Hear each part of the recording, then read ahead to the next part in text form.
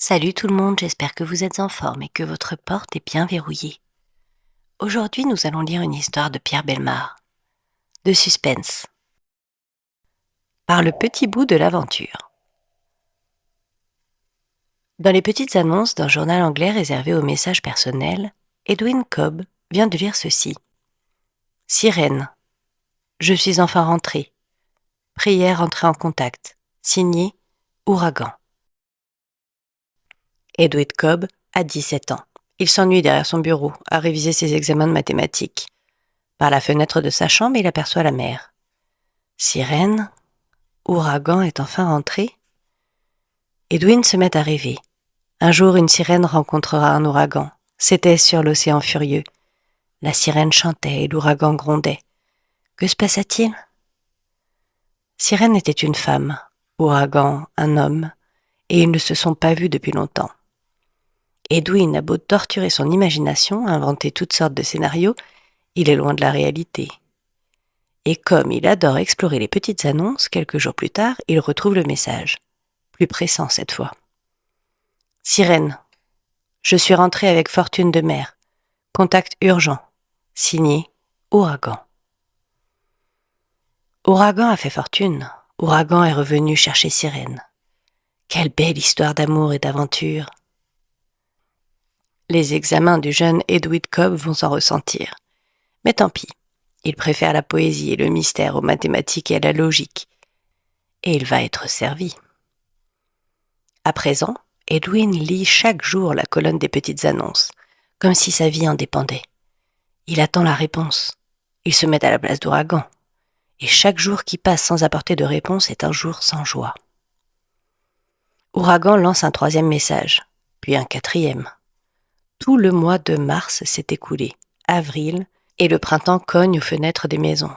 La mer est passée du gris au bleu, et Sirène ne répond toujours pas.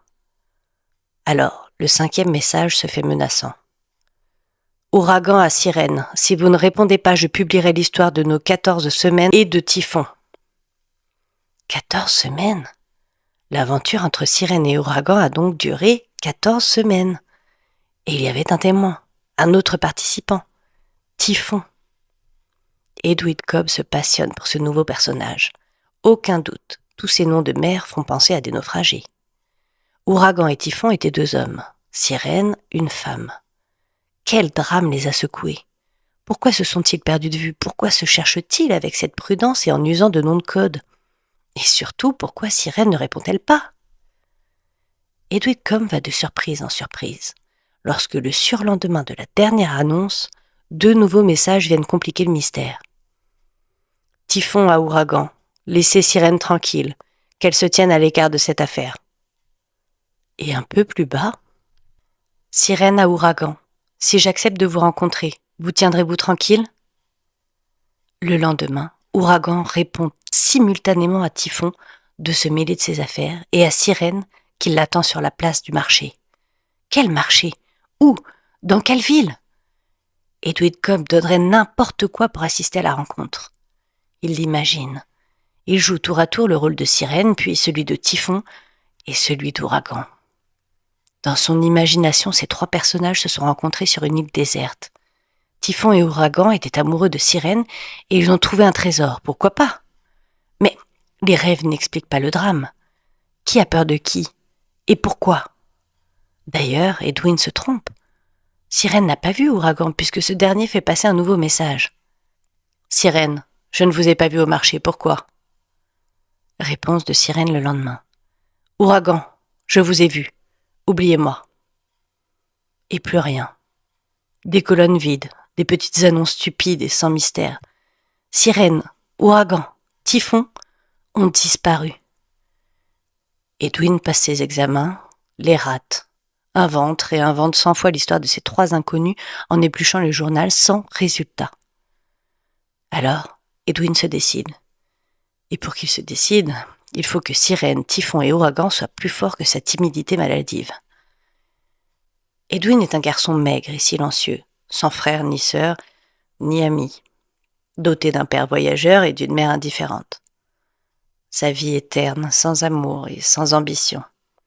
Sa seule aventure, c'est le spectacle de la mer, au-delà de sa fenêtre, et les rêves qu'elle transporte. Alors il se décide.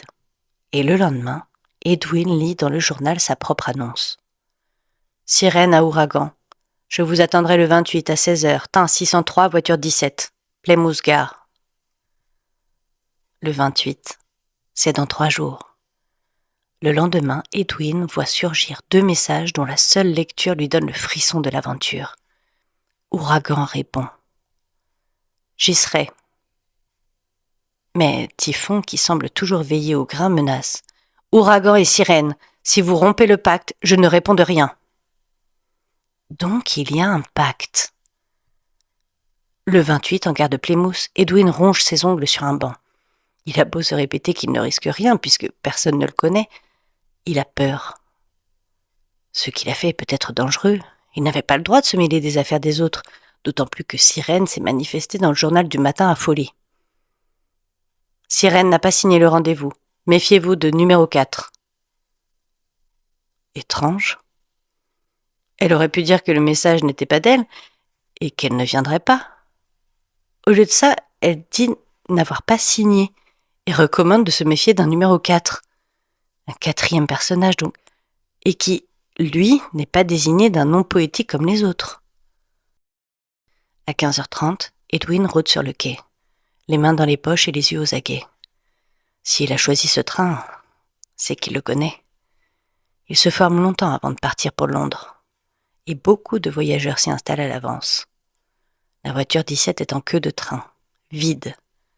Peut-être sont-ils là malgré tout, tous les 3 ou tous les 4, ou bien Ouragan est tout seul. C'est lui le plus obstiné. Voyons, qui pourrait être Ouragan? Cet homme chauve là-bas? Ce gros avec parapluie? Impossible. Peut-être ce personnage en veston clair qui tourne le dos? Non. Le voilà. Ouragan porte bien son nom. Il marche vite, il court presque, il vient de descendre d'un autre train sûrement car il traverse les voies sans se préoccuper du passage souterrain. Il remonte le train au pas de course jusqu'à la voiture 17. Un bref regard autour de lui et il grimpe dans le wagon. Edwin Cobb le voit faire tous les compartiments sans reprendre son souffle, puis redescendre, et faire les 100 pas sur le quai, en examinant chaque voyageur. C'est un homme qui approche de la quarantaine, assez grand, fort, nanti d'une chevelure noire abondante, et de 2 yeux perçants. Il semble élégant et sûr de lui. Edwin, tout à coup, sent ses jambes trembler sous lui. Ouragan s'est approché du banc, s'y assoit et tout à coup lui demande « Dis-moi, garçon, tu n'as vu personne attendre ici? Une dame ?»« Je ne sais pas, monsieur. » Edwin a tant rougi ou pâli, il ne sait que la salive lui manque et sa voix tremble quand il ajoute « Une dame comment? » « Une dame, brune, grande. »« Je n'ai rien vu, monsieur. » Mais Ouragan l'entend à peine. Il regarde sa montre. 18h15. Il refait les 100 pas, remonte dans le compartiment, en redescend, fait tout le train sur toute sa longueur, regarde à nouveau sa montre. 18h30. À 18h37, le train de Londres s'ébranle. Personne n'est venu et Ouragan s'éloigne, comme à regret, en regardant autour de lui. Sa déception paraît cruelle.